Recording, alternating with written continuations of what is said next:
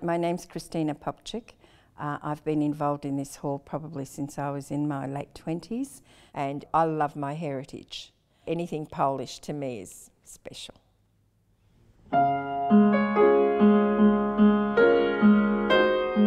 Hello, I am Elizabeth Drozd, the Chief Executive Officer of the Australian Multicultural Community Services. So it is known that Australia is a land of migrants from all nations and countries in the world. My parents were taken by the Germans from Poland to Germany to work as slave labour. They met there after the war and I was born. We came out here on a ship from Naples. Between 1947 and 1953, we had the Displaced Persons Wave. The then Prime Minister of Australia decided that Australia needed to populate or perish, and there were thousands of Polish and other Eastern European migrants. My name is Janina Archabuz. I grew up, that was the long time ago, that was under Poland. But after the revolution, that was under Russia. When I was 2 years old, we arrived in Melbourne in December of 1949.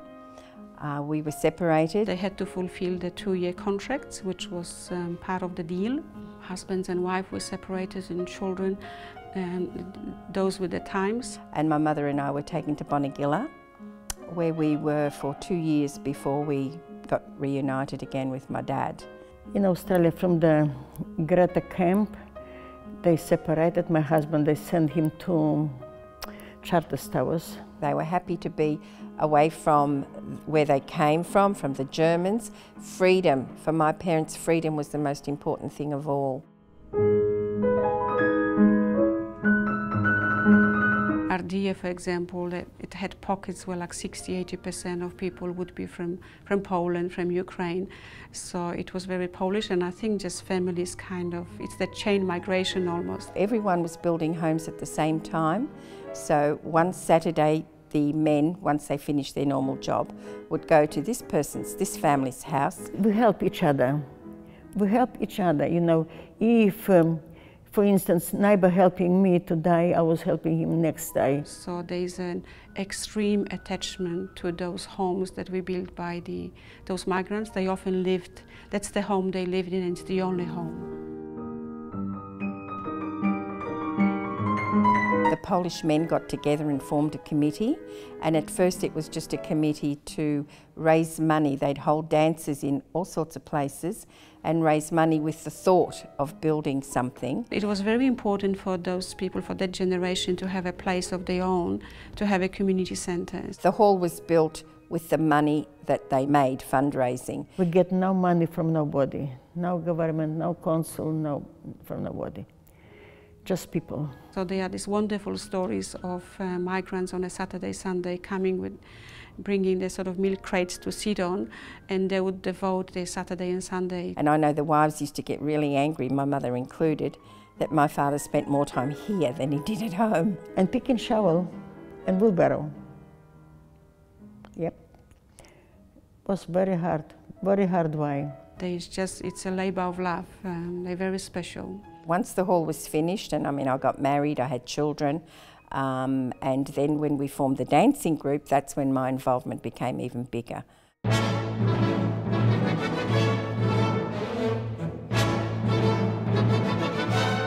When they came out here, they wanted their children to remember, to be taught the culture, the costumes, the dance and everything else, and that's why the group was very successful. Sometimes was up to 70 kids. 4 groups of the children, and they asked me to do something, and this is how it started with my costumes. That was my challenge, and I was happy that I can do something. The dancing teacher, her name was Barbara, she would bring a picture or photo of a couple, and she would speak to Jenny about the materials that had to be used. Jenny would make up a doll-sized model of what she wanted, and if she approved it, then we went into full size. If I make something, she said, oh no, not that way, some different way, because you don't see the back, you can see front, but the back. She said, I have to think. But anyway, I said, you think, because I don't have much material left. She couldn't do all these cultural things when she was younger, And here she had a chance, and she even played a grandmother on stage at one, you know, had a role. Sometimes 2 or 3 times I have to do it before she agree, that's the way. But when it's finished, when they start to dance, oh, this was worth it, worth the trouble.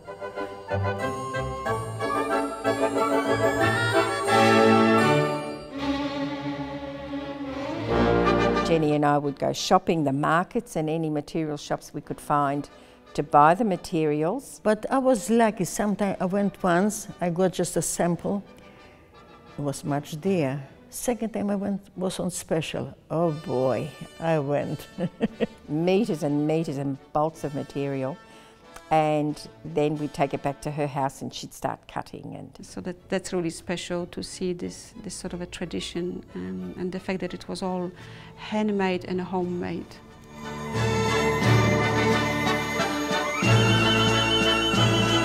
We travelled parts of Australia. We went to Brisbane, Sydney, Adelaide. In shopping centre we were dancing, in Footscray Mall we were dancing. West End Market, Moonee Ponds Market, we've danced in many, many places. When they were dancing, they were happy, they were happy.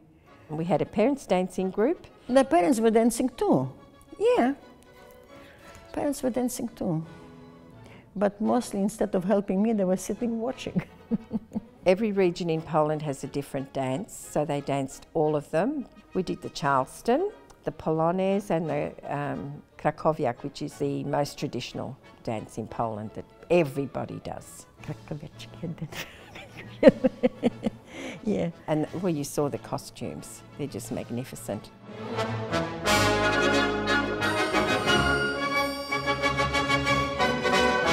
We were very proud of our children. Even now, they're all grown up with their own families. Some of them are in their 40s, but they still remember.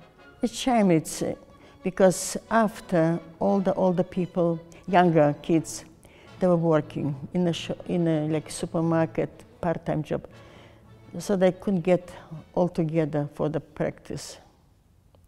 So they stopped.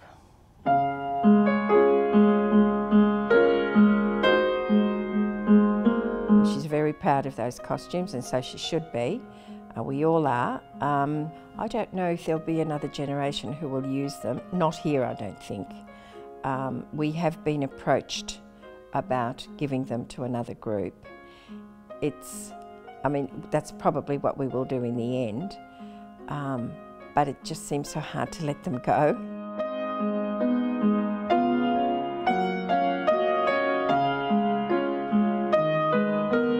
We're still busy, always, every weekend is booked. Yeah, but mostly like last Saturday in a month, it's Maltese senior citizen, and they're dancing. We have a German club that meets here once a month, and they have a huge gala dance in, I think, November. It's interesting. I like to see the different custom and different food. Yeah, but every Sunday we have Filipino here. And so far we're having really nice people. It's about all of us here, not just one community. And so I am, as someone of Polish background, I am really pleased that regardless of race and ethnicity, those centers are just available and they are being used. And people are very welcome to use them.